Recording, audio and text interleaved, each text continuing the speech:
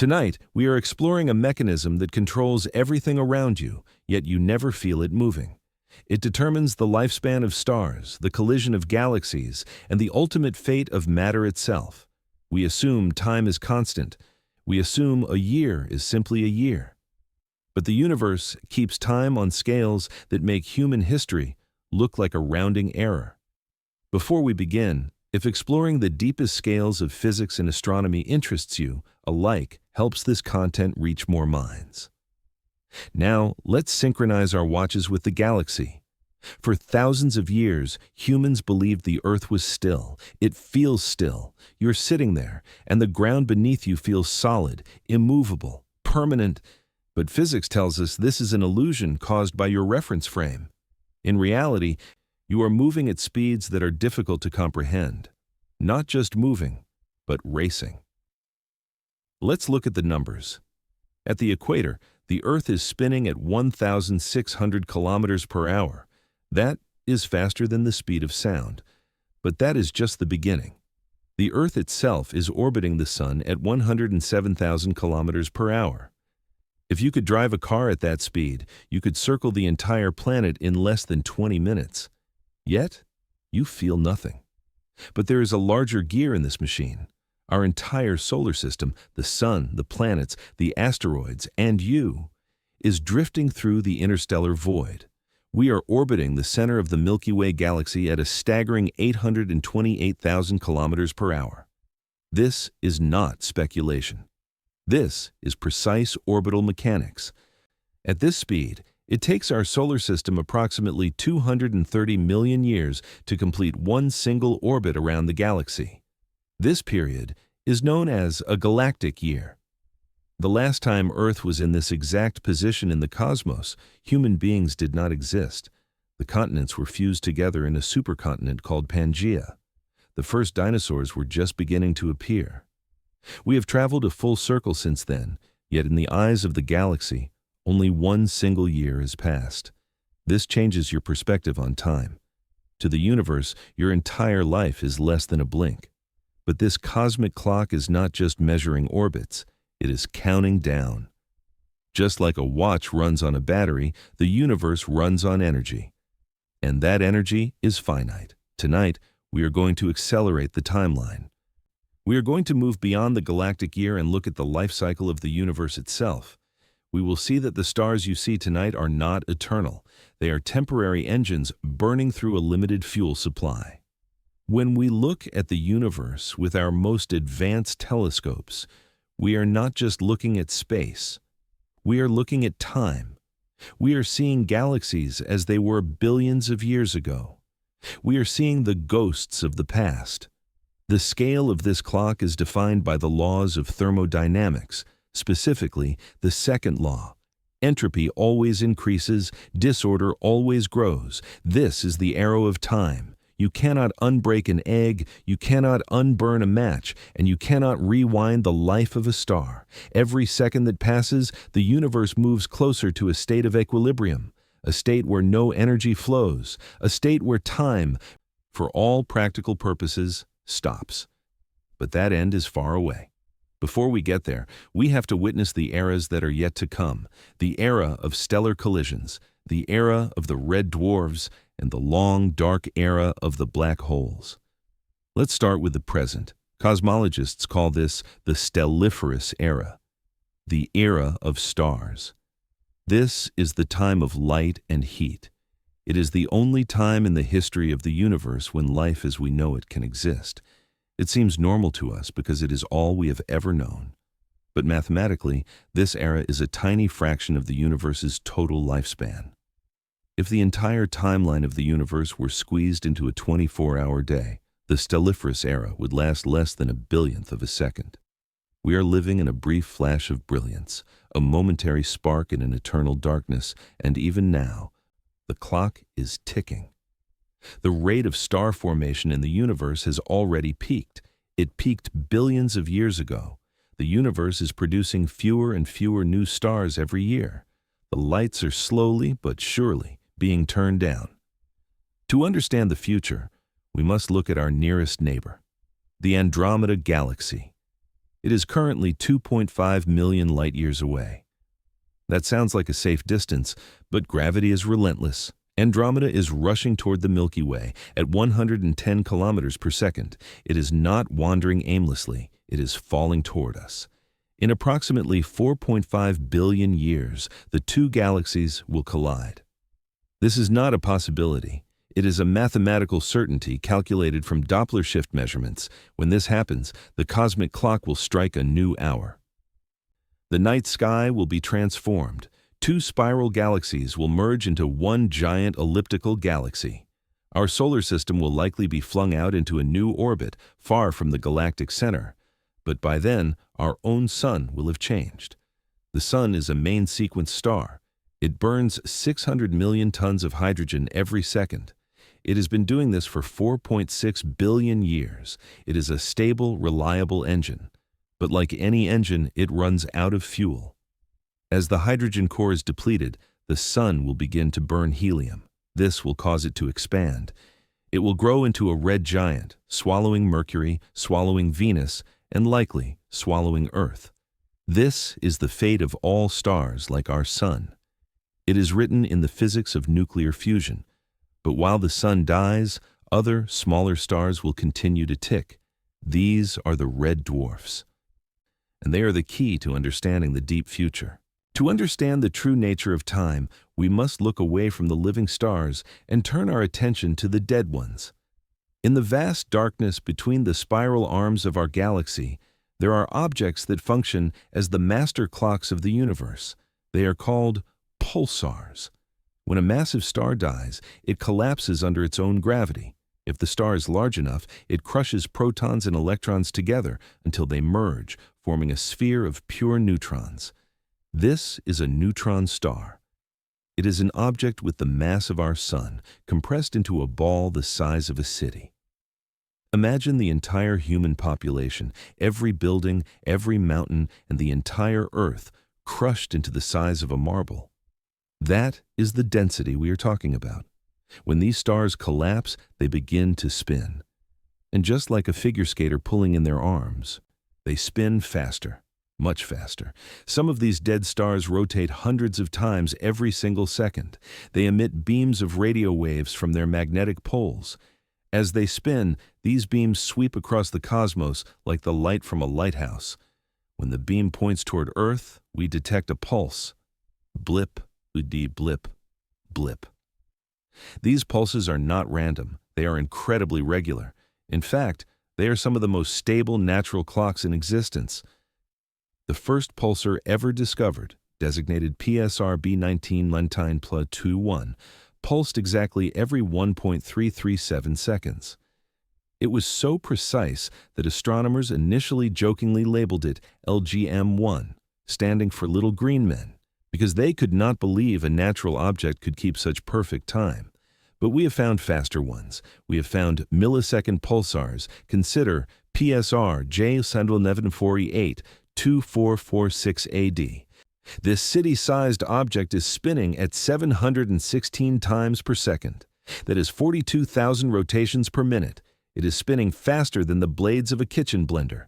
And it does this with a consistency that rivals the best atomic clocks humans have ever built. If you were floating in the deep void of intergalactic space with no stars to guide you, you could use the steady rhythm of these pulsars to triangulate your position and calculate the exact time. They are the GPS satellites of the galaxy, broadcasting their signals into the dark for billions of years. However, there is a flaw in our perception of time. We tend to think of time as a universal background, a steady river that flows at the same speed for everyone, everywhere. Isaac Newton believed this. He believed in absolute time. But in 1905, Albert Einstein proved that this is mathematically impossible. Time is not a constant. It is a variable. It stretches and compresses depending on how you move and where you are. This is not a philosophical statement. It is a physical reality called time dilation. There are two gears that drive this distortion: velocity and gravity. Let's examine velocity first. The faster you move through space, the slower you move through time. If you are sitting in a chair, you are moving through time at the maximum possible speed. But if you were to get into a spaceship and accelerate to 99% of the speed of light, your watch would slow down significantly compared to a watch left back on Earth. You would not feel it. To you, a second would still feel like a second. Your heart would beat at its normal rhythm. But if you traveled for what felt like 1 year to you and then returned to Earth, you would find that decades had passed for everyone else. You would be a traveler from the past stepping into the future. This sounds like science fiction, but we prove it every day in particle accelerators. We take tiny particles called muons. When they are at rest, they decay and die in just 2.2 microseconds. They are incredibly short-lived. But when we accelerate these muons to near the speed of light, they refuse to die. They live much longer than they should. From our perspective, their internal clocks have slowed down. Their time has dilated. We do not just see this in labs, we see it in our atmosphere. Cosmic rays create muons high in the sky. Without time dilation, they would decay long before hitting the ground. But because they are falling at nearly the speed of light, time slows down for them, allowing them to reach the surface. Every time a muon detector clicks, it is direct experimental proof that time is flexible. But you do not need a particle accelerator to experience this. You just need gravity. This is the second gear. Gravity does not just pull on matter, it pulls on time itself. The stronger the gravity, the slower time passes. This means that time flows faster at the top of a mountain than it does at sea level. The core of the Earth is practically younger than the surface of the Earth simply because it sits in a slightly stronger gravitational field. The difference is microscopic, measured in fractions of a nanosecond, but it is real. We can measure this effect with modern technology. We use cesium atomic clocks, which count the oscillation of atoms 9,192,631,770 times per second. These clocks are so sensitive that if you raise one just 30 centimeters, about 1 foot, it will start ticking faster than a clock left on the table. The weakened gravity at that slightly higher altitude allows time to speed up. Your head is aging slightly faster than your feet. It is a biological fact driven by the curvature of space-time. This brings us to a critical realization about the technology you use every day. The Global Positioning System, GPS. There are 31 satellites orbiting the Earth at an altitude of about 20,000 kilometers. They are moving fast, about 14,000 kilometers per hour. According to special relativity, their speed should make their clocks tick slower by 7 microseconds per day. However, they are also far away from Earth, where gravity is much weaker. According to general relativity, the weaker gravity should make their clocks tick faster by 45 microseconds per day. When you do the math, you subtract 7 from 45. The net result is that time on a GPS satellite runs 38 microseconds faster every single day compared to time on the ground. 38 microseconds sounds like nothing, but light travels 30 centimeters in 1 nanosecond. In 38 microseconds, light travels 11 kilometers. If engineers did not program the satellite clocks to intentionally tick slower to compensate for this relativistic effect, the GPS in your phone would drift by 11 kilometers every single day. Within days, the entire system would be useless. Navigation would be impossible. The fact that your map shows you exactly where you are is proof that Einstein was right. The cosmic clock is not steady. It is fluid. And as we move deeper into the universe, near objects with gravity far stronger than Earth, time begins to do things that defy all human intuition. We have established that time is malleable. It bends around planets and satellites. But to see time truly break, we must leave the shallow waters of our solar system and travel to the deep ocean of the cosmos. We must visit the most extreme environment in the universe, a black hole. In the center of our own galaxy, 26,000 light-years away, lies Sagittarius A star. It is a supermassive black hole with the mass of 4 million suns. The gravity here is so intense that it does not just bend time, it shatters our understanding of it. Imagine a region of space where gravity is so strong that the escape velocity exceeds the speed of light. This boundary is called the event horizon. It is the point of no return. but it is also a boundary for time itself. Let us perform a thought experiment. Imagine you are safely orbiting a black hole, watching a probe fall toward the event horizon. The probe is carrying a large glowing clock on its hull, facing you. As the probe drifts closer to the black hole, gravity begins to pull harder. But something strange happens to the clock. From your safe distance, you see the second hand on the probe's clock begin to slow down. 1 second takes 2 seconds to pass, then 5 seconds, then a minute. As the probe approaches the event horizon, the ticking becomes agonizingly slow. The light coming from the probe begins to change color. It shifts from white to yellow to red. This is called gravitational redshift. The photons of light are struggling to climb out of the deep gravitational well. As they climb against gravity, they lose energy. Lower energy means a lower frequency, which means the light becomes redder. Eventually, the probe reaches the very edge of the horizon. From your perspective, the clock stops completely. The probe appears frozen in time, hovering forever at the brink of darkness. You will never see it cross. You will never see it disappear. The light will simply fade into the infrared, then into radio waves, until it becomes too dim to detect. To the outside observer, the falling object is immortalized at the moment of its death. Time, at the edge of a black hole, stands still. But this is only half of the story. This is the illusion of the observer. If you were actually on the probe, falling into the black hole, your experience would be completely different. You would look at your own watch, and it would be ticking normally. You would not feel yourself slowing down. You would cross the event horizon without even noticing a change. There is no sign saying, you are now leaving the universe. You would fall straight through into the darkness. But if you looked back at the universe you left behind, you would see something incredible. Because time outside is moving faster relative to you, you might see the external universe speeding up. You are falling into a trap where space and time switch roles. Inside the horizon, moving forward in time inevitably means moving closer to the center. The singularity is no longer a place in space, it is a moment in your future. You can no longer avoid the center, just as you cannot avoid next Tuesday. This phenomenon proves that there is no single now in the universe. Your now is different from the now of a black hole. But we do not need to travel to a black hole to look through time. We have a time machine right here on Earth. It is called a telescope. Because light takes time to travel, looking out into space is exactly the same as looking back into time. This is the concept of look-back time. When you look at the moon, you are not seeing the moon as it is now. You are seeing it as it was 1.3 seconds ago. When you look at the sun, you are seeing it as it was 8 minutes and 20 seconds ago. If the sun were to suddenly vanish from existence this very second, we would not know. We would remain in our warm, illuminated orbit for 8 minutes and 20 seconds, blissfully unaware that our star was gone. We live in the past. Now, expand this scale.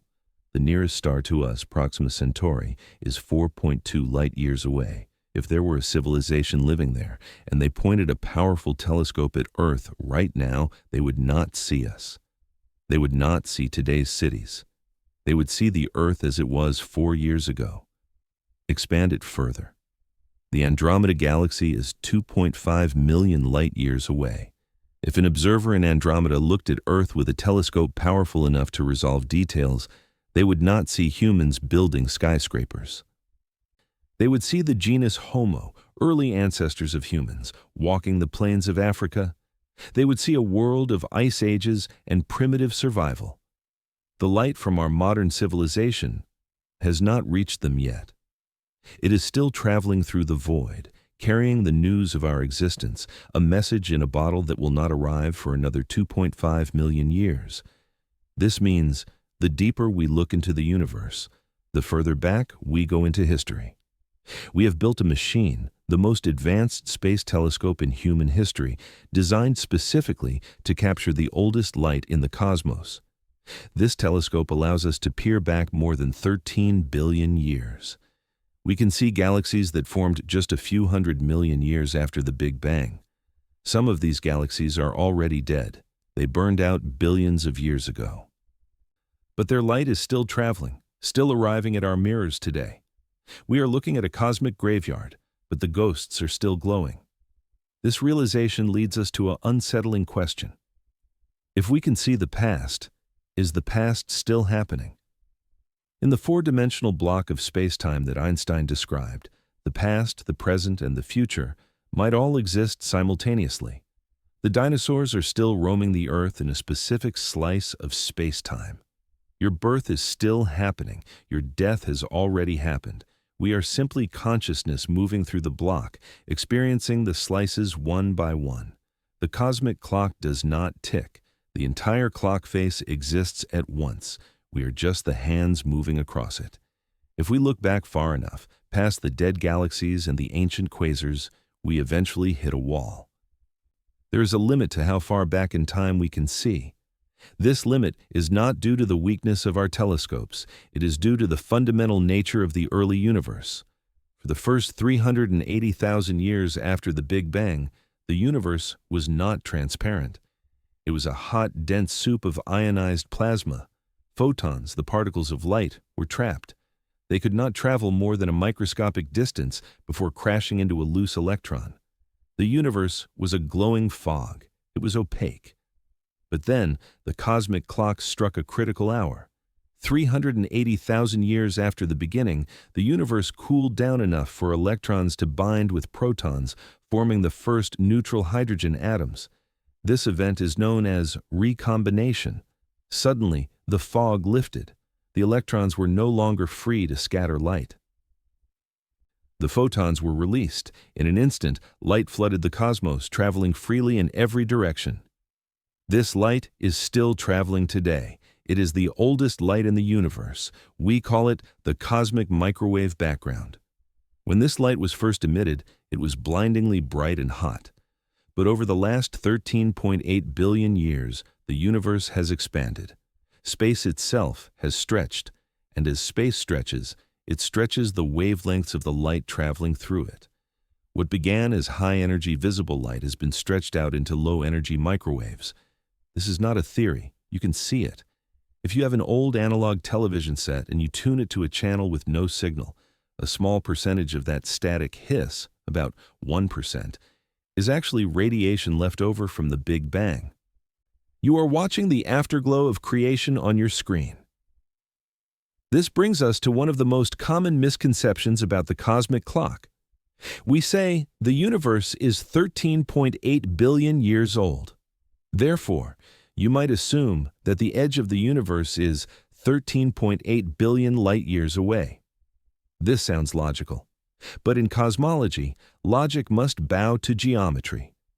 The edge of the observable universe is actually 46.5 billion light-years away. How can light travel 46 billion light-years in only 13 billion years? The answer lies in the expansion of space. Imagine an ant walking across a rubber band. The ant moves at a constant speed, but as it walks, you are stretching the rubber band. The ant is moving, but the ground beneath it is also expanding. The light from the early universe has been traveling toward us for billions of years, but the space between us and that source has been expanding the entire time. The distance has grown. We are effectively trapped in a bubble of information called the observable universe. The diameter of this bubble is 93 billion light-years. Anything outside this bubble is forever disconnected from us. The light from those regions has not had enough time since the beginning of everything to reach Earth. This expansion creates a terrifying reality for the future of astronomy. The universe is not just expanding. The expansion is accelerating. Galaxies are being pushed away from us faster and faster. There is a cosmic horizon, a point of no return. Any galaxy beyond this horizon is receding from us faster than the speed of light.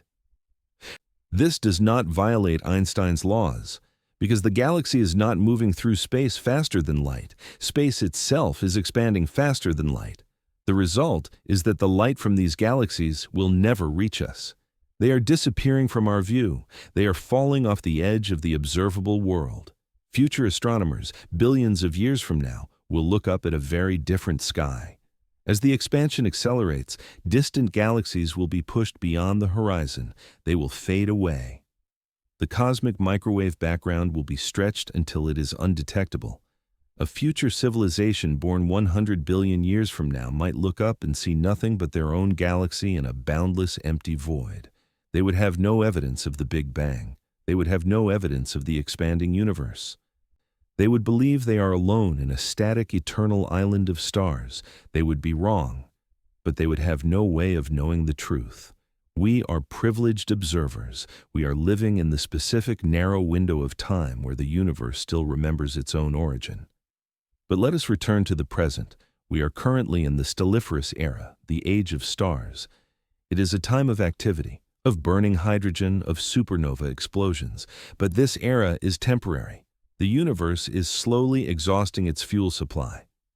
To understand where we are going, we need to understand the engines that power this era. We need to look at the different types of stars because they run on very different clocks. A massive star, a blue giant, lives fast and dies young. It might burn for only 10 million years before detonating. But a small star, a red dwarf, is a miser. It burns its fuel so slowly, so efficiently, that it can live for trillions of years. The red dwarfs are the future. When our sun is dead, when Sirius and Vega are gone, the red dwarfs will still be shining. They are the last hope for life in a cooling cosmos, but even they are not immortal. Matter itself is subject to decay. And as we wind the clock forward, past the age of humans, past the age of the Earth, we enter the eras of deep time, eras where the concept of a year loses all meaning. The stelliferous era is the only era in which the universe is filled with light. It is the era of galaxies, of nebulae, and of main-sequence stars. But this era is defined by a paradox. While the universe on the largest scales is expanding and driving galaxies apart, on smaller scales, gravity is still the dominant force. Gravity is pulling things together. And for our specific corner of the cosmos, the cosmic clock is counting down to a magnificent collision. We often think of the solar system as our home, and the Milky Way as our country. But our country is about to be invaded. The Andromeda galaxy, designated Messier 31, is the largest galaxy in our local group. It contains approximately 1 trillion stars. That is double the number of stars in our own Milky Way. And it is heading straight for us. Measurements of the Doppler shift of Andromeda's light show that it is moving toward us at 110 kilometers per second. That is nearly 400,000 kilometers per hour. In the time it takes you to listen to this sentence, Andromeda has moved hundreds of kilometers closer to your house. This event is not a probability. It is a calculated certainty. It will happen in approximately 4.5 billion years. When we hear the word collision, we imagine a violent crash. We imagine cars smashing into walls or asteroids striking planets. But a galactic collision is different. It is a ghostly event. It is a merger of emptiness. Stars are incredibly small compared to the distances between them.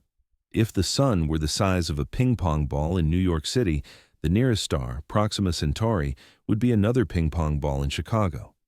The space between them is vast and empty. So, when Andromeda and the Milky Way collide, it is statistically unlikely that any two stars will actually crash into each other. The trillion stars of Andromeda will pass through the gaps between the billions of stars of the Milky Way. They will pass like two swarms of bees flying through each other, or like ghosts walking through walls. But while the stars will not collide, the gas clouds will. The vast nebulae of hydrogen gas will slam into each other, creating shock waves. These shock waves will compress the gas, triggering a burst of new star formation. The collision will light up the sky with millions of new, bright blue stars. It will be a final fireworks show for our local group. Gravity will then take over. The two galaxies will not simply pass through and continue on their way. They will be caught in a gravitational dance. They will distort each other, stretching out long tails of stars called tidal tails. They will swing past each other, slow down, turn around, and fall back together again. This process will take billions of years. Eventually, the spiral structures of both galaxies will be destroyed. The beautiful arms of the Milky Way will be erased. The two galaxies will merge into a single, giant, elliptical galaxy. Astronomers have already named this future giant Andromeda. But what happens to us? What happens to the Earth and the Sun during this galactic merger? The simulations suggest a few possibilities. The most likely scenario is that our solar system will be flung out of its current orbit. We currently live in a quiet suburb of the Milky Way, in the Orion Arm. During the merger, we could be tossed into the chaotic center of the new galaxy, or more likely, we could be ejected to the far outer rim. We might end up drifting in the halo of Andromeda, far away from the bright core. However, the view from Earth, if Earth still exists, would be spectacular. The band of the Milky Way that we see tonight would be replaced by a chaotic, bright haze of 1 trillion stars. But there is a catch. By the time this collision completes, the Earth will likely no longer be habitable. The cosmic clock of the galaxy is running on a 4 billion-year scale, but the cosmic clock of our Sun is running on a tighter schedule. The Sun is slowly getting brighter. It is a consequence of the nuclear fusion in its core. As the Sun converts hydrogen into helium, the core becomes denser and hotter. This causes the fusion reactions to speed up. The Sun is becoming about 10% brighter every billion years. This sounds like a small change, but for a fragile biosphere like Earth, it is catastrophic. In about 1 billion years, long before Andromeda arrives, the Sun's increased luminosity will cause the oceans to evaporate. The atmosphere will fill with water vapor, which is a potent greenhouse gas. This will trigger a runaway greenhouse effect similar to what happened on Venus. The Earth will become a sweltering, dry, dead rock. The collision with Andromeda will happen in the sky above a planet that has been lifeless for eons. The universe continues its grand cycles without witnessing eyes. But life, if it survives, will have to move. It will have to migrate outward, to Mars, to the moons of Jupiter, to the moons of Saturn. As the Sun expands, the habitable zone, the region where water can exist as a liquid, will shift outward. Titan, the moon of Saturn, might become a paradise for a brief window of a few 100 million years. We are nomads in time, chasing the Goldilocks zone as it drifts away from the dying fire of our star. The death of a star like our Sun is not a sudden event. It is a slow, agonizing transformation that unfolds over hundreds of millions of years. 5 billion years from now, the hydrogen in the Sun's core will be completely exhausted. The hydrostatic equilibrium, the delicate balance between gravity pulling inward and fusion pushing outward, will break. Gravity will win. The core will collapse under its own weight. This collapse will increase the pressure and temperature until a new nuclear reaction begins. The Sun will start burning hydrogen in a shell around the dead core, and eventually it will ignite helium fusion. This new energy source is far more unstable than the hydrogen fusion we enjoy today. It will cause the outer layers of the Sun to swell aggressively. The Sun will transform into a red giant. It will expand to more than 200 times its current radius. It will grow large enough to swallow the orbit of Mercury. Then, it will swallow the orbit of Venus. The surface of our star, currently 150 million kilometers away, will move closer and closer until it fills the entire daytime sky. Whether the Earth is physically swallowed or just roasted to a cinder is a matter of debate among astrophysicists, depending on how much mass the Sun loses during this expansion. But for any biology remaining on the surface, the distinction is irrelevant. The rocks will melt. The atmosphere will be stripped away. The clock for Earth will have officially stopped. But this violent expansion is relatively brief on cosmic timescales. It will last for perhaps 100 million years. Afterward, the Sun will shed its outer layers entirely. It will puff them out into space, creating a beautiful glowing shell of ionized gas known as a planetary nebula. These nebulae are some of the most colorful objects in the universe, greens, reds, and blues of oxygen and hydrogen glowing in the dark. But they are the tombstones of stars. In the center of this nebula, the core of the Sun will remain. It will no longer be generating energy through fusion. It will be a dead ember, a white dwarf. This object will pack half the mass of the Sun into a sphere roughly the size of Earth. It will be incredibly dense. 1 teaspoon of white dwarf material would weigh as much as an elephant. It will start extremely hot, radiating its stored heat into the void. But because it has no fuel, it will simply cool down. It will fade from blue to white, to yellow, to red, and eventually, over trillions of years, to black. Our Sun will become a black dwarf, a cold, dark crystal drifting invisible in the galaxy. However, the death of the Sun is not the death of the universe. In fact, we are just finishing the opening chapter. While massive stars like the Sun live for billions of years and giant stars live for mere millions, there is a class of stars that plays the long game, the red dwarfs. These are low-mass stars with anywhere from 8% to 50% of the mass of the Sun. Because they are small, they have less gravity crushing their cores. This means they burn their fuel at a much, much slower rate. Consider Proxima Centauri, our nearest neighbor. It is a red dwarf with only about 12% of the Sun's mass. Because its internal pressure is lower, its fusion reaction is a slow simmer rather than a roaring fire. Furthermore, red dwarfs are fully convective. This means the plasma inside them circulates from the core to the surface and back again, like a boiling pot of soup. This mixing prevents helium from building up in the core and choking the reaction. A red dwarf can use almost all of its hydrogen fuel, whereas the Sun can only use about 10% before dying. This efficiency grants red dwarfs lifespans that are difficult to comprehend. The Sun will live for 10 billion years total. A red dwarf like Proxima Centauri can live for 4 trillion years. That is 4,000 billion years. That is 300 times longer than the current age of the universe. When the Sun is a cold black dwarf, when the Andromeda collision is a distant memory, when the Milky Way has ceased to exist as a distinct structure, Proxima Centauri will still be shining. It will still be fusing hydrogen. It will still be providing warmth to any planets huddled close to it. This leads to a profound realization about the distribution of time in the universe. Most of the time in the universe, 99.9% of the stelliferous era, will not be lit by bright yellow stars like ours. It will be lit by the dim, red glow of these small stars. If life is common in the universe, statistically, it likely exists around a red dwarf. We are the outliers. We are the anomaly, living under a bright, short-lived lamp, while the majority of the cosmos will live in the long, dim twilight.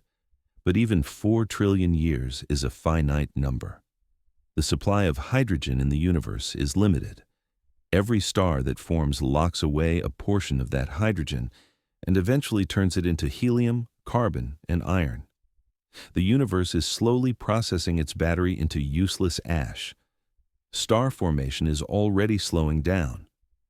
In the distant future, roughly 100 trillion years from now, the last star will be born. It will likely be a small red dwarf, coalescing from the last scraps of gas available in a galaxy. When that star ignites, it will mark the end of birth in the cosmos. From that moment on, the universe will only get darker. One by one, the red dwarfs will run out of fuel and fade away. The lights will go out. When the last red dwarf fades into a black dwarf, we cross a threshold. We leave the stelliferous era behind and enter the degenerate era. The timeline we are discussing now defies human imagination. We are no longer counting in millions or billions of years. We are counting in trillions of trillions. The universe has become a graveyard of stellar corpses. In this era, if you were to look out of a window, you would see absolute blackness. The beautiful spiral arms of galaxies have long since dissolved. The bright nebulae are gone. The universe is cold, sitting just a fraction of a degree above absolute zero. But it is not empty. It is populated by the remnants of the past, white dwarfs, neutron stars, and black holes. These are the degenerate objects, supported not by thermal pressure from fusion, but by quantum mechanical pressure preventing them from collapsing further. They are the indestructible skeletons of the stars that once were. But even in this profound darkness, the cosmic clock still ticks. It ticks to the rhythm of gravity and chance encounters. While the stars are dead, they are still moving. They are still drifting through the dark, bound by the gravity of their dissolving galaxies. Occasionally, very occasionally, two of these dark objects will pass close to one another. Consider brown dwarfs. These are failed stars, objects that formed with too little mass to ever ignite hydrogen fusion. They have spent the last 100 trillion years cooling down, sitting in the dark like large Jupiters. But in the degenerate era, they get a second chance. If two brown dwarfs collide, their combined mass can be enough to trigger fusion. A new star is born from the wreck of two failures. It will shine as a red dwarf for a few trillion years. A lonely spark in a universe of shadows, it is a zombie star, a brief resurrection of light long after the age of light has ended. Gravity also dictates the fate of the remaining solar systems. Right now, planets orbit stars in stable ellipses. But over timescales of quadrillions of years, stability is an illusion. As dead stars drift past each other, their gravitational tugs gently disturb the orbits of their planets. It is a slow, chaotic game of cosmic billiards. There are two outcomes for a planet in this era. The first is ejection. The gravitational encounter gives the planet a kick of energy, slinging it out of the system entirely. The planet becomes a rogue wanderer, drifting alone in the void forever.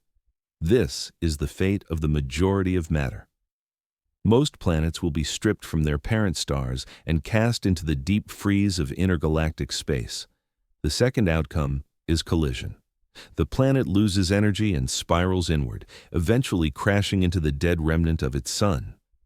It adds its mass to the white dwarf or the black hole. So, over these immense timescales, solar systems clarify themselves. They either empty out, sending their children into the void, or they consume them. The galaxies themselves face a similar process called galactic evaporation. Stellar remnants orbiting the galactic center transfer energy to each other. In these gravitational exchanges, lighter objects tend to gain speed, while heavier objects lose speed. The lighter objects, dead stars, brown dwarfs, are eventually kicked out of the galaxy entirely. They escape the gravitational well and drift off into the expanding universe. The heavier objects sink toward the center. They fall closer and closer to the supermassive black hole lurking in the dark heart of the galaxy. So, the galaxy slowly dissolves. 90% of the mass is ejected into the void. The remaining 10% falls into the central black hole. This is the ultimate segregation of matter, the lonely isolation of the void, or the crushing singularity of the black hole. This process takes approximately 10 to the power of 19 years. That is a 1 followed by 19 zeros. To the universe, the entire history of humanity, from the first stone tool to the last spaceship, is not even a single tick on this clock.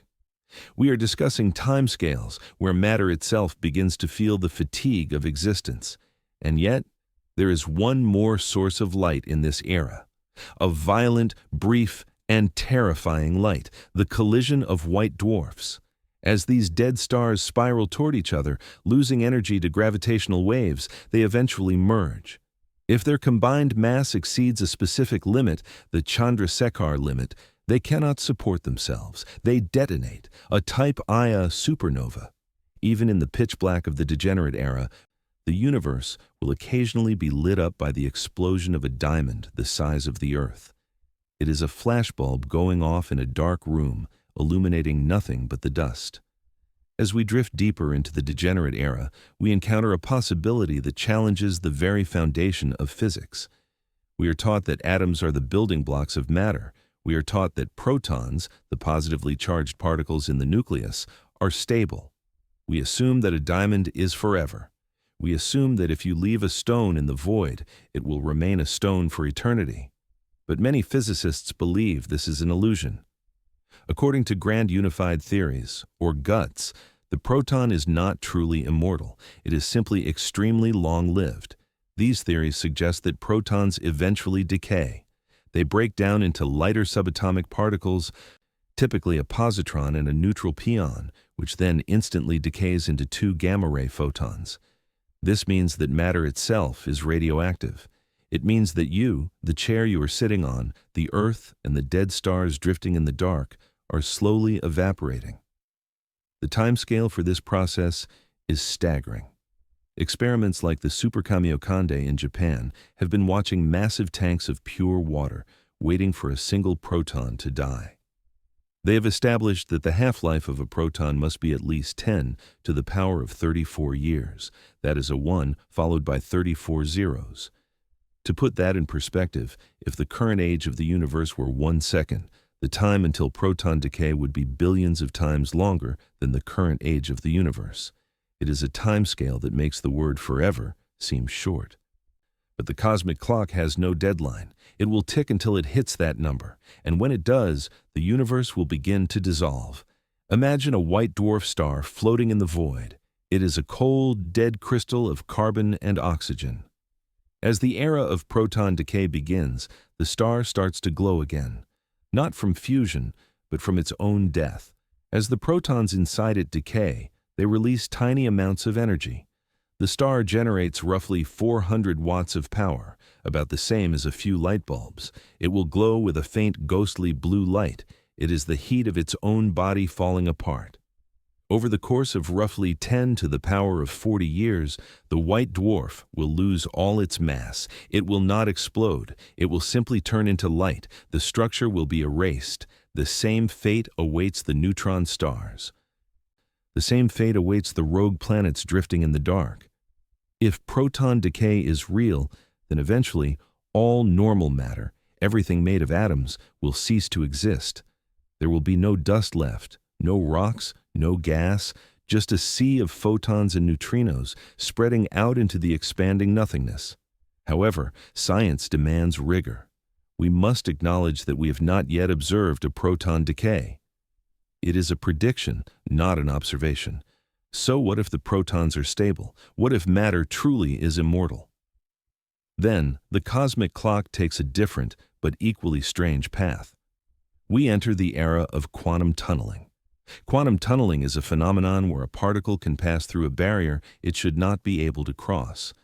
It is a game of probability. Over short timescales, it is rare, but over infinite time, the impossible becomes inevitable. Even in a cold, dead white dwarf, the atomic nuclei are not perfectly still. They can tunnel through their electrical repulsion barriers and fuse, slowly, incredibly slowly. Over timescales of 10 to the power of 1,500 years, this slow, cold fusion will transform every piece of matter in the universe into the most stable element known to physics, iron-56. The white dwarfs will turn into iron stars, perfect cold spheres of pure iron. The neutron stars will tunnel into black holes. The universe will become a collection of cold iron spheres drifting in the dark. But even iron stars are not safe. Over even longer timescales, numbers so large they require scientific notation with pages of zeros, quantum tunneling will cause these iron stars to collapse directly into black holes. And once they become black holes, they are subject to a new set of rules. The rules of Stephen Hawking. Whether through proton decay or through the collapse into black holes, the conclusion of the degenerate era is the same. The things of the universe, the solid objects, are removed from the board. The stage is cleared. We are left with only the monsters of gravity. We are entering the black hole era. Welcome to the black hole era. The universe is now unrecognizable. The stars are gone. The planets have evaporated or been swallowed. The gas clouds have dissipated. There is no visible light anywhere in the cosmos. If you were an observer in this era, you would float in a void of absolute, unbroken darkness. The distance between objects has grown so vast due to the expansion of space that a single black hole might be the only thing within 1 billion light-years of any point. The universe has become a collection of isolated islands of gravity, separated by oceans of nothingness. In this era, time loses its traditional meaning. We can no longer measure time by the orbit of a planet around a star, because there are no planets and no stars. We can no longer measure time by the half-life of a radioactive element, because the atoms themselves have decayed. The only clock that remains is the lifespan of the black holes themselves. And this clock runs on a timescale that makes the stelliferous era, the era of life and light, look like a single flash of a camera shutter. For a long time, physicists believed that black holes were eternal. General relativity predicted that nothing could escape them. Therefore, once a black hole formed, it should sit there forever, growing larger as it consumed matter, but never dying. But in 1974, Stephen Hawking combined quantum mechanics with general relativity and discovered something startling. Black holes are not truly black. They emit radiation. They glow. This phenomenon, known as Hawking radiation, arises from the quantum nature of the vacuum. Empty space is not empty. It is seething with activity. According to the Heisenberg uncertainty principle, pairs of virtual particles are constantly popping into existence and then annihilating each other. A particle and an antiparticle appear, borrow energy from the vacuum, snap together, and vanish, returning the energy. This happens everywhere, all the time. It is happening right in front of your face, but at the edge of a black hole, at the event horizon, something different happens. Occasionally, a pair of virtual particles will pop into existence right on the boundary. One particle forms just inside the horizon, and the other forms just outside. The particle inside is trapped. It falls into the singularity. The particle outside is free. It escapes into the universe as real radiation. To a distant observer, it looks like the black hole is emitting particles. It looks like the black hole is shining. But energy cannot be created from nothing. The energy to create this escaping particle has to come from somewhere. It comes from the black hole itself. The particle that falls in has negative energy relative to the outside universe. When it hits the singularity, it subtracts mass from the black hole. This means that by emitting radiation, the black hole is slowly losing weight. It is evaporating. The rate of this evaporation depends on the size of the black hole. And here is the counterintuitive part. Massive black holes are cold and evaporate slowly. Tiny black holes are hot and evaporate quickly. A black hole with the mass of our sun has a temperature of only 1/1,000,000th of a Kelvin. It is colder than deep space. Today, the cosmic microwave background is about 2.7 Kelvin. This means that right now, black holes are actually absorbing heat from the universe faster than they are emitting it. They are still growing. But in the black hole era, the universe will have expanded so much that the background temperature will drop to near absolute zero. It will finally be colder than the black holes. At that point, the process reverses. The black holes will begin to slowly bleed their mass away into the dark. This is not a fast process. A black hole with the mass of our sun will take approximately 10 to the power of 67 years to evaporate. That is a 1 followed by 67 zeros. To grasp this number, consider that the number of atoms in the entire observable universe is only about 10 to the power of 80. We are talking about timescales that are comparable to the number of atoms in existence. But there are monsters out there much larger than the sun. The supermassive black holes at the centers of galaxies contain billions of solar masses. Their clock is set much longer. A supermassive black hole with the mass of 20 billion suns will take 10 to the power of 100 years to evaporate. This number has a name. It is a googol, 1 followed by 100 zeros. For a googol years, the universe will simply be a dark box containing slowly shrinking spheres of gravity. There will be no events, no collisions, no chemistry, no biology. Just the slow, steady hum of Hawking radiation leaking into the void. It is the longest, quietest era in the timeline of reality. It is the deep breath of the cosmos before the final silence. But even a googol years is not eternity. It is just a number, and eventually, the clock runs out. The death of a black hole is not a quiet affair. As we discussed, the temperature of a black hole is inversely proportional to its mass. This means that as it shrinks, it gets hotter. A massive black hole is freezing cold, but a tiny black hole is scorching hot. For the vast majority of its life, a black hole evaporates at a glacial pace, shedding single particles over eons. But as it enters the final phase of its life, the process accelerates exponentially. When a black hole shrinks to the mass of a large asteroid, it is radiating at room temperature. When it shrinks to the mass of a mountain, it is glowing white-hot.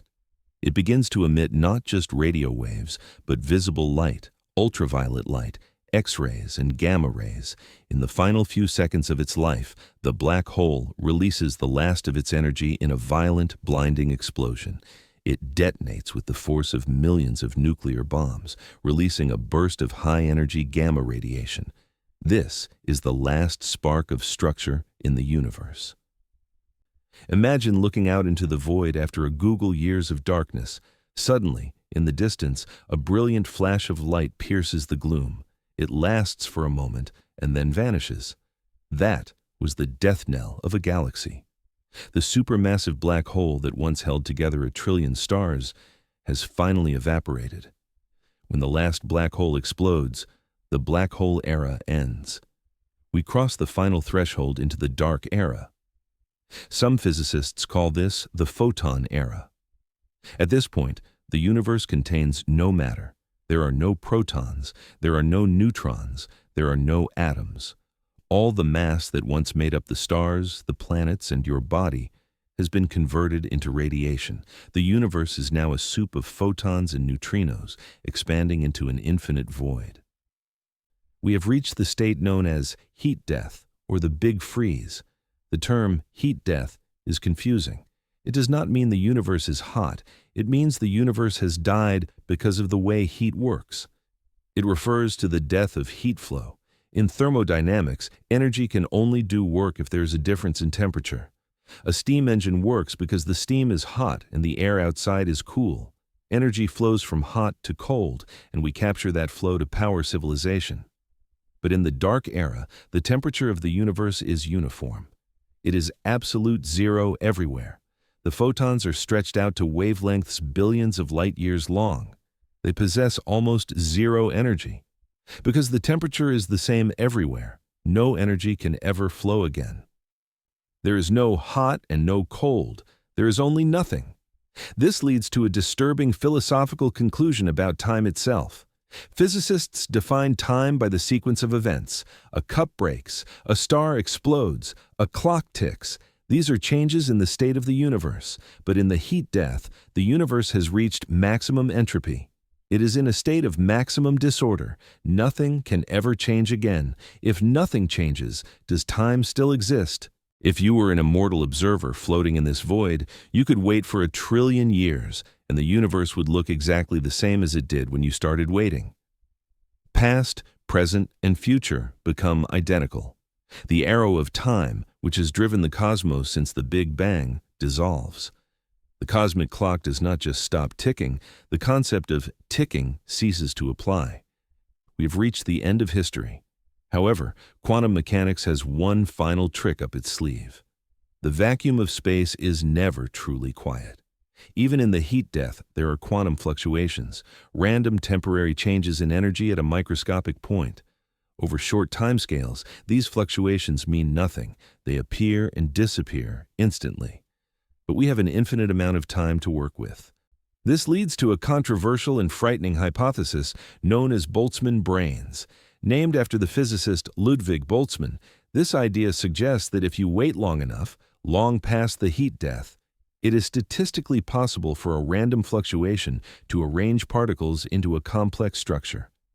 It is possible, purely by chance, for atoms to come together and form a single, functioning human brain.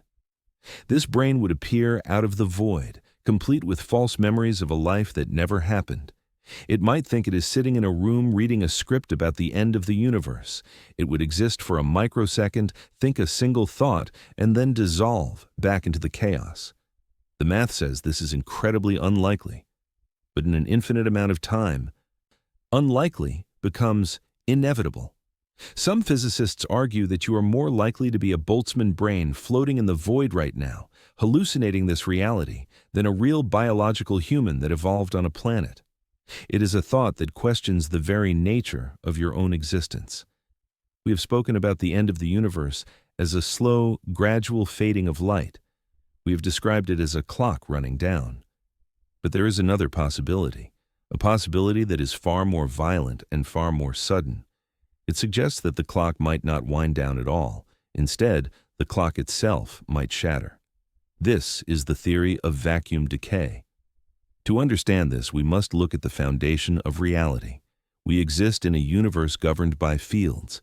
The electromagnetic field gives us light. The gravitational field gives us weight. But there is another field discovered mathematically in the 1960s and confirmed experimentally in 2012 at the Large Hadron Collider.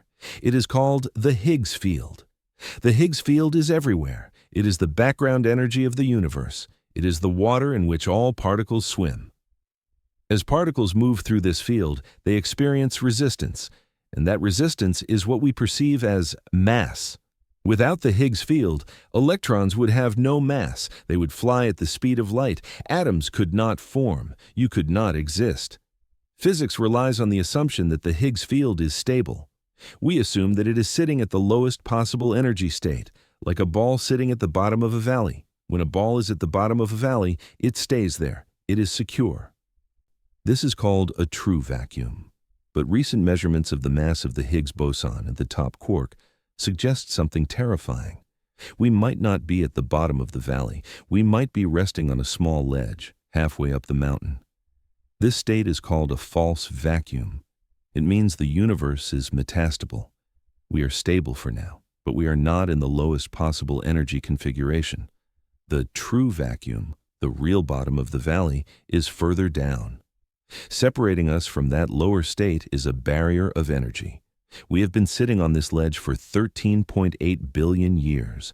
The ledge seems solid, but quantum mechanics tells us that energy barriers are not absolute. Just as an electron can tunnel through a barrier in a transistor, the entire Higgs field could, in theory, tunnel through the energy barrier to the lower state. It could happen spontaneously. It could happen due to a high-energy event, or it could be a random quantum fluctuation that happens for no reason at all. If this tunneling event occurs at any point in the cosmos, it will create a bubble. Inside this bubble, the laws of physics would be different. The Higgs field would drop to a new value. The constants of nature would change. Chemistry would become impossible. Matter as we know it would instantly fall apart. This bubble of new physics would not stay small. Because it is a lower energy state, it is energetically favorable. It would expand. And it would expand at the speed of light. This is the ultimate ticking clock, a wall of destruction expanding at the maximum speed limit of the universe, erasing everything in its path. Here is the most chilling part. Because the bubble expands at the speed of light, and information can only travel at the speed of light, you would never see it coming. There would be no warning, no flash in the sky, no gravitational tremor. One moment you are sitting there, existing in a universe of atoms and light. The next moment, the wall hits you, and your biology is instantly unwritten. You would not feel pain. You would not have time to realize you were dying. You would simply cease to be part of this reality. If the calculations are correct and we are living in a false vacuum, this event could happen billions of years from now. Or it could have already happened in a distant galaxy a billion years ago. The bubble of doom could be rushing toward us right now, tearing through the void, racing against the expansion of space. We would have no way of knowing until it arrived. This theory reminds us that the laws of physics we cling to might not be laws at all. They might just be local customs. They might be the temporary rules of the specific energy state we happen to live in. We are building our house on a frozen lake, assuming the ice is permanent ground. But the ice can crack. The cosmic clock is not just measuring time, it is measuring the stability of existence itself. However, there is a counterforce to this destruction. We spoke earlier of the expansion of the universe. If the universe expands fast enough, if dark energy continues to accelerate the space between galaxies, it might outrun the vacuum decay. The bubble might form, but space might stretch so fast that the bubble can never reach us. We would be safe, isolated in our own patch of the false vacuum, separated from the true vacuum by an expanding ocean of nothingness. We would be safe, but we would be alone. We have spent tonight traveling to the largest scales of existence. We have watched galaxies collide and universes freeze. But to truly understand the mechanism of the cosmic clock, we must look in the opposite direction. We must zoom in. We must ask a question that sounds simple, but has baffled philosophers for 2,000 years. Is time continuous? When you watch a river flow, it looks like a single unbroken sheet of water. But if you look with a microscope, you see that it is not smooth at all. It is made of individual water molecules. It is granular. There is water here and water there, but empty space in between. Does time work the same way? Is time a smooth, flowing river, or is it a series of discrete snapshots, like the frames of a movie reel?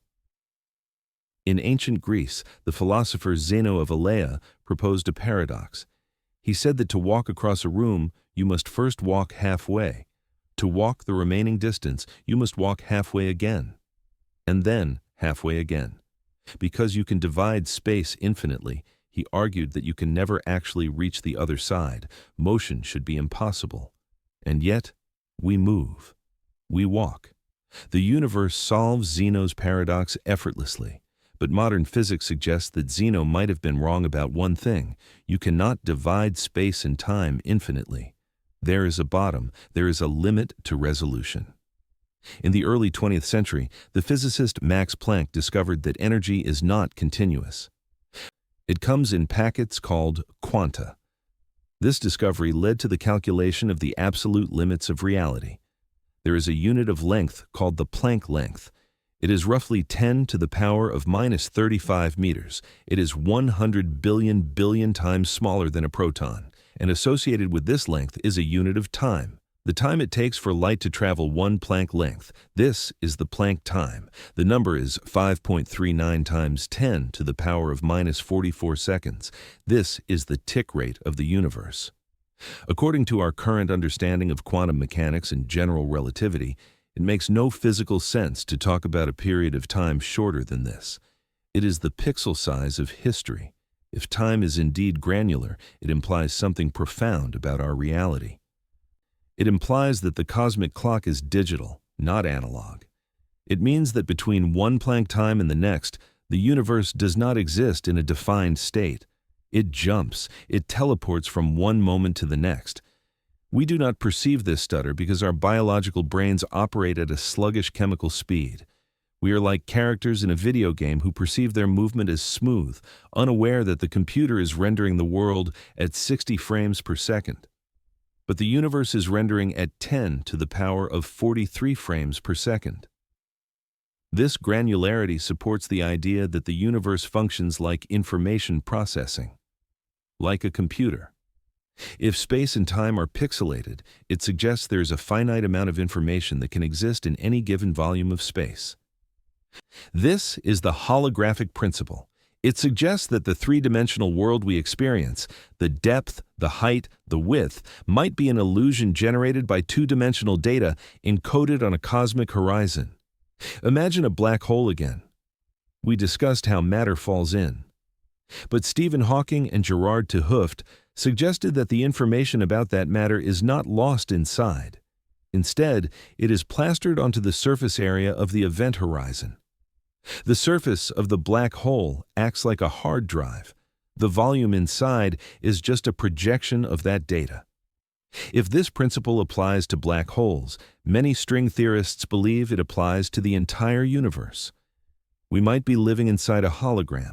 The cosmic clock we hear ticking is the processing speed of the code that generates us. This is not a conspiracy theory. It is a serious mathematical framework used to solve problems in quantum gravity. However, probing this scale is currently impossible. To measure a Planck time directly, we would need a particle accelerator the size of the Milky Way galaxy. We are trapped in the middle. We are too large to see the pixels of time, and we are too small to see the boundaries of the multiverse. We are stuck in the macroscopic world, perceiving a smooth flow that may not exist. But there are places where the smooth and the granular collide, in the singularity of a black hole and in the moment of the Big Bang. At these points, the curvature of space-time becomes infinite, and the pixels of space-time are crushed together. Our equations break down. We get answers like infinity or undefined. This is the universe telling us that our clock is broken. We need a new clock. We need a theory of quantum gravity. Until we find it, we cannot know what happened in the very first tick of the universe or what happens at the very center of the dark. We have explored the ticking of the universe at the smallest scale, the Planck time. Now, we must ask how this relates to the ticking of the clock inside your own mind. You believe you are experiencing this moment right now. You believe you are hearing these words at the exact moment they are being spoken. But this is an illusion. Biologically speaking, you are always living in the past. The human brain is an incredibly complex machine, but it is not instant.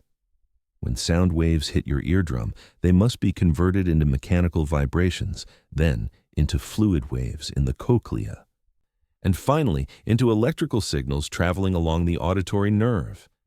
These signals must then be processed by the auditory cortex. This takes time. It takes approximately 80 milliseconds for your brain to process a sensory input and construct a conscious realization of it. 80 milliseconds. To a machine, that is an eternity. In 80 milliseconds, a beam of light can travel 24,000 kilometers. It can circle the Earth halfway. But to you, it feels instant. Your brain edits reality. It takes the visual signals which travel at the speed of light and the auditory signals which travel at the speed of sound, and it synchronizes them in post-production. It delays your perception of the world so that everything feels cohesive. You are watching a live broadcast of reality, but there is a tape delay. You are never truly in the now. You are always trailing behind the cosmic clock, watching the wake of events that have already occurred. But if biology blurs the present moment, physics destroys it entirely.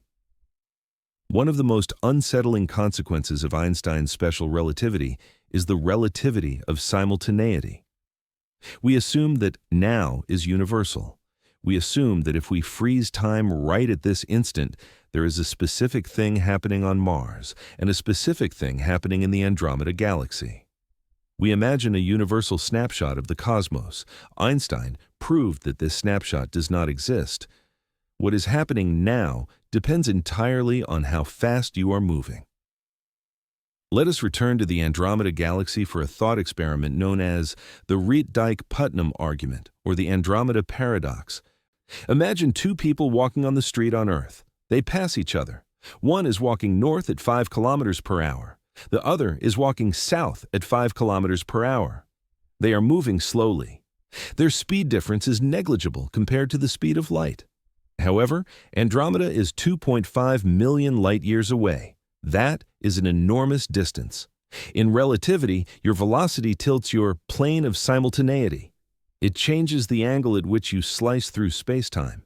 Because Andromeda is so far away, even a tiny tilt of the angle here on Earth results in a massive shift in time over there. It is like using a laser pointer.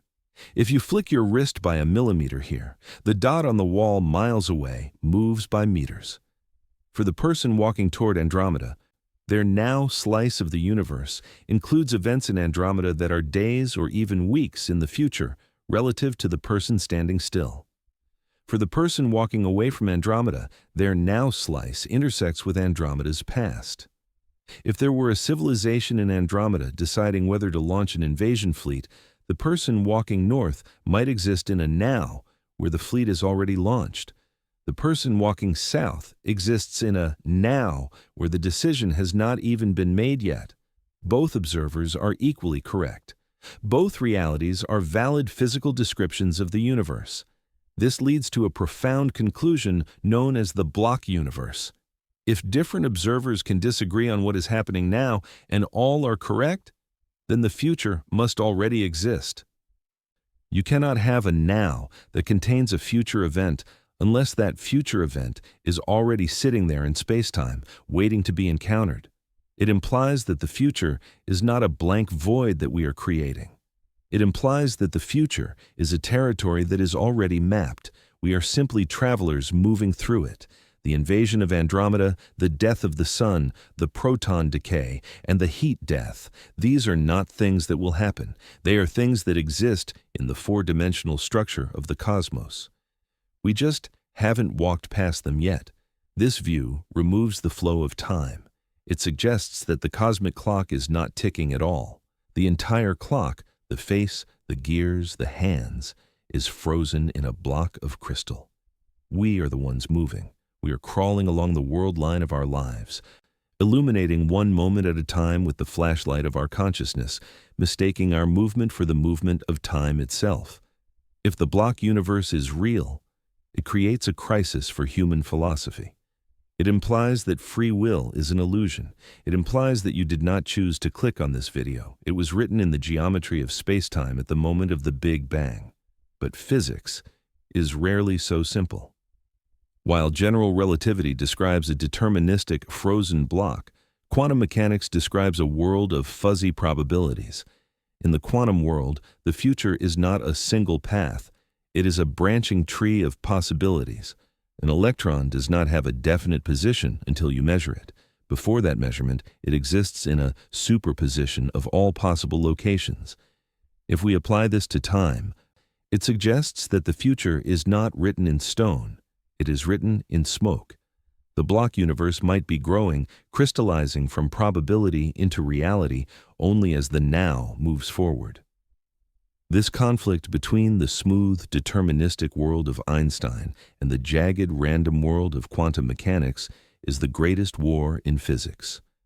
It is why we do not yet have a theory of everything. And until we resolve it, we cannot truly know if the cosmic clock is a precise machine or a roll of the dice. But there is one feature of time that neither theory can ignore: the direction. Why does the cosmic clock only tick forward? Why can we travel to the stars but not to yesterday? In our equations, t, time, is just a variable. You can put a minus sign in front of it and the math still works. A planet orbiting a star backward is still a valid orbit. A particle collision played in reverse is still a valid physical event. The only law that forbids the reversal of time is the second law of thermodynamics: entropy. As we established earlier, disorder increases. This is the arrow of time. The past is the direction of lower entropy. The future is the direction of higher entropy. We remember the past because the brain recording a memory is an irreversible process that generates heat and increases disorder. You cannot form a memory of the future because the entropy required to create that memory has not been generated yet. We are trapped in the flow of heat. However, general relativity offers a loophole, a theoretical backdoor. Einstein's equations allow for geometries of spacetime where time curves back on itself. These are called closed time-like curves. In 1949, the mathematician Kurt Gödel, a friend of Einstein, discovered a solution to Einstein's equations that described a universe with a strong rotation. In Gödel's universe, if you traveled far enough in a rocket ship, you could return to Earth before you left. You could shake hands with your younger self. We do not live in Gödel's rotating universe, but we might live in a universe with wormholes. These are Einstein-Rosen bridges, tunnels through the fabric of spacetime. If you could stabilize a wormhole, which requires exotic matter with negative mass, something we have never found, you could theoretically move one mouth of the wormhole near a black hole or accelerate it to light speed. Time dilation would desynchronize the two ends. Entering one end would be entering the present, exiting the other would be stepping into the past. But the universe seems to have an immune system against these paradoxes. Every time physicists try to design a time machine on paper, something breaks. The energy requirements become infinite, or quantum fluctuations instantly destroy the wormhole the moment it is created. Stephen Hawking proposed the chronology protection conjecture. He argued that the laws of physics conspire to prevent time travel on macroscopic scales to keep history safe for historians. The cosmic clock refuses to be rewound, so we are forced to move forward. We are passengers on a one-way train, and as we look out the window, we see the scenery changing. We see the stelliferous era giving way to the degenerate era. We see the light fading, we see the black holes evaporating, we see the vacuum itself threatening to decay. But what happens at the very end of the line? Let us skip past the big rip, past the heat death, and ask the final question. Is the end truly the end? Or is the cosmic clock a circle? There's a concept in mathematics called Poincaré recurrence. It states that if you have a system with a finite amount of energy and a finite volume, eventually, given enough time, the particles in that system will return to their initial state. It is like shuffling a deck of cards. If you shuffle it enough times, billions and billions of times, eventually you will accidentally shuffle the cards back into perfect order. Ace to king. If the universe is finite, and if it does not rip apart, then Poincaré recurrence suggests that the heat death is not permanent. It suggests that after an unimaginable span of time, a number so large that if you wrote a 0 on every atom in the universe, you would not even have started writing it, the random fluctuations of the quantum vacuum will accidentally recreate the Big Bang. They will recreate the first moment of low entropy. And the clock will start again. The stars will burn again. The galaxies will spin again. And perhaps in that next cycle, a collection of atoms very similar to you will ask the exact same questions. The cosmic clock may not be counting down to 0. It may be counting loops. There is a Nobel Prize-winning physicist named Sir Roger Penrose who has proposed an even more elegant and perhaps more disturbing solution to the end of time. His theory is called conformal cyclic cosmology. It relies on a strange quirk of geometry and light. We measure the size of the universe using rulers made of matter. We measure distance by how many atoms you can line up in a row or how long it takes a planet to orbit a star. Mass is the anchor of scale. Without mass, the concepts of big and small begin to lose their meaning. A distinct meter only exists because there are particles with mass to define it. But in the far distant future, as we have discussed, the universe may be empty of mass. The black holes will have evaporated. The protons may have decayed. All that will remain are photons, particles of light. And here is the key. Photons do not experience time. They travel at the speed of light, and at the speed of light, time dilation is infinite. For a photon, the moment it is emitted and the moment it is absorbed happen continuously. Furthermore, photons have no mass. They do not have a scale. Penrose argues that a universe filled only with radiation, expanded to infinite size, is mathematically indistinguishable from a singularity. It sounds impossible. How can an infinitely large, cold void be the same as an infinitely small, hot point? It is a property of conformal geometry. If you remove the scale factor, if you remove the ruler, the shape of the end of the universe matches the shape of the beginning of the Big Bang. So, in this theory, the heat death is not the end. It is simply the transition. The universe expands and cools until it forgets how big it is, and in that moment of forgetting, it becomes a Big Bang for a new universe. Penrose calls these cycles aeons. We are currently living in one aeon, but there was an aeon before us, and there will be an aeon after us. The cosmic clock, in this view, is counting aeons.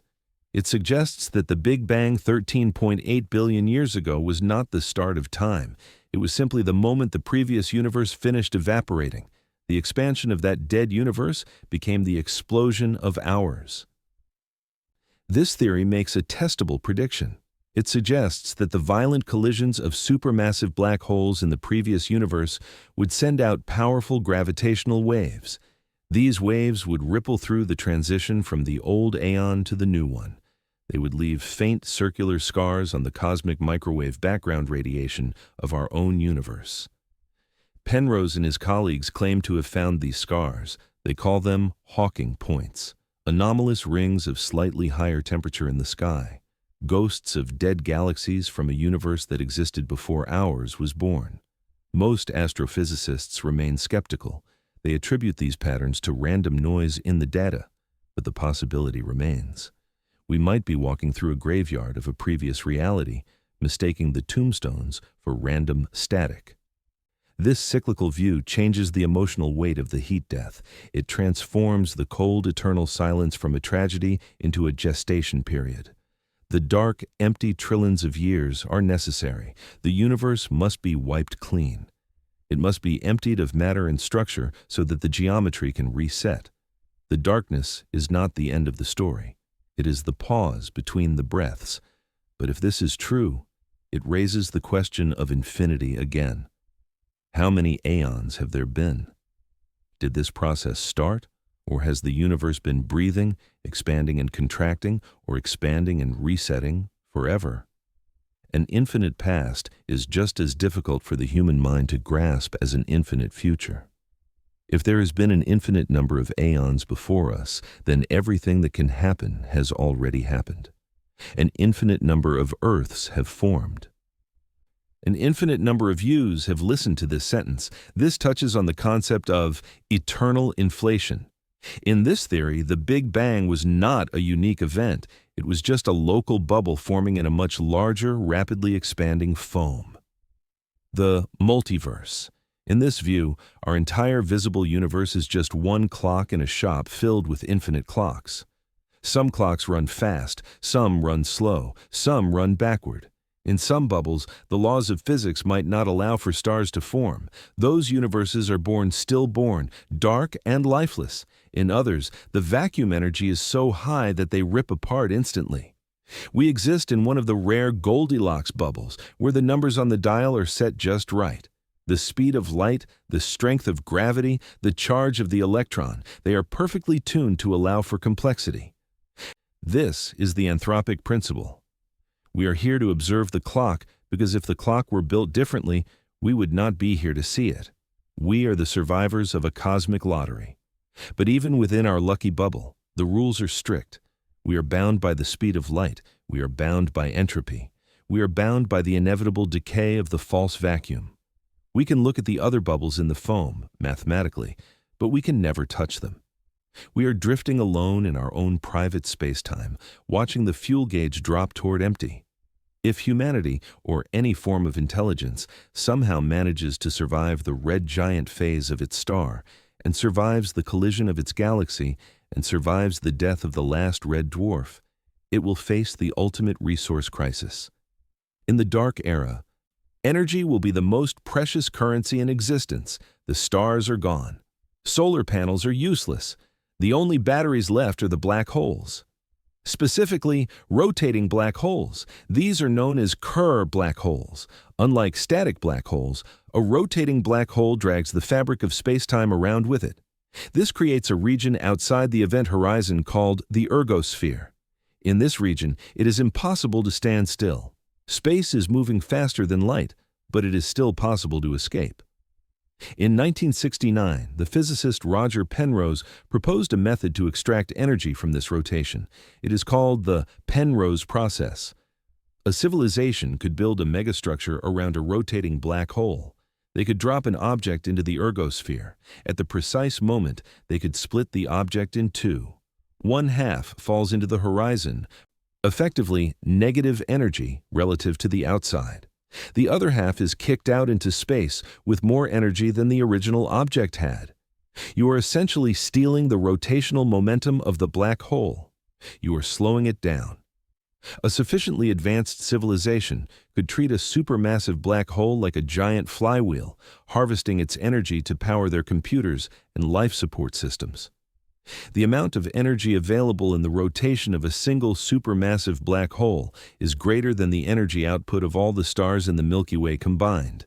It is a battery that could last for eons. But to survive in the deep freeze of the future, intelligence would have to change its strategy. It would have to change its clock speed. There is a principle in computing called Landauer's principle. It states that the minimum amount of energy required to erase one bit of information is proportional to the temperature. The colder the environment, the less energy it takes to think. Currently, our computers run hot. They are inefficient. But in the far future, as the universe approaches absolute zero, the efficiency of computation increases effectively to infinity. A civilization could perform complex calculations, simulating entire universes, creating art, solving mathematics, using almost zero energy. But there is a trade-off. To be efficient, you must be slow. This leads to the hypothesis of aestivation. Just as bears hibernate during the winter to conserve energy, a cosmic civilization might enter a state of deep sleep. They might slow their consciousness down. Instead of thinking one thought per second, they might think one thought per millennium or one thought per million years. To them, time would feel normal. A conversation would flow naturally. "Hello," one entity would say. A million years later, the other would reply, "Hello?" Subjectively, they're having a chat over coffee. Objectively, empires are rising and falling between their sentences. By slowing down their internal clock, they can stretch the lifetime of their energy reserves. They can make the remaining lifetime of the black hole feel like an eternity. This suggests a haunting possibility. If we look out into the universe today, we see no signs of massive alien civilizations. We see no Dyson spheres. We see no galactic empires. This is the Fermi paradox. But perhaps the reason we do not see them is not because they are dead. Perhaps it is because they are sleeping. Why would you waste energy now in the hot, chaotic, stelliferous era? It is inefficient. It is wasteful. A truly advanced civilization might be waiting. They might be digital estivators, hiding in the cold, dark matter halos of galaxies, waiting for the stars to burn out, waiting for the universe to cool down so they can wake up and begin the real work of computation. They are waiting for the noise of the stars to stop so they can finally think. But even this strategy has a limit. Eventually, the black hole stops spinning. The battery runs dry. Hawking radiation evaporates the machinery. The temperature drops to a point where even quantum fluctuations interfere with data storage. The long sleep must eventually end. The civilization must wake up to face the final reality. We are left with the ultimate confrontation between mind and entropy. Can intelligence survive the end of the universe? The physicist Freeman Dyson argued that it might be possible. If a civilization expands and harvests energy from larger and larger regions of space, and if they slow down their metabolic rate fast enough, faster than the universe cools, they might be able to have an infinite number of thoughts in a finite amount of energy. They could experience a subjective eternity within a dying universe. But later discoveries about dark energy and the accelerating expansion made Dyson's dream difficult. If the galaxies are being pushed apart, you cannot expand to harvest more energy. You are trapped in your local bubble. You are isolated. The walls are closing in, not because space is shrinking, but because it is expanding too fast for you to reach anything. So, the cosmic clock ticks toward the final number. The last black hole is about to pop. The last hard drive is about to freeze. The last thought is about to be thought. What is that thought? What is the final data point of a universe that has existed for trillions of years? We have reached the end of the timeline. The last black hole has evaporated. The last burst of gamma radiation has stretched out into long, weak radio waves. The universe is now dark, cold, and empty. The temperature is 0.000, followed by billions of zeros, 1 degrees Kelvin. At this stage, the concept of time faces its final crisis. Time is a measure of change. It is a measure of things happening. But in a universe where nothing happens, where no particle moves relative to another, where no energy flows, time ceases to be a physical reality. It becomes a mathematical ghost. The cosmic clock has not just stopped, it has vanished. The universe has entered a state of timelessness. It is a stillness so profound that the human mind cannot comprehend it. It is not the silence of a quiet room. It is the silence of non-existence.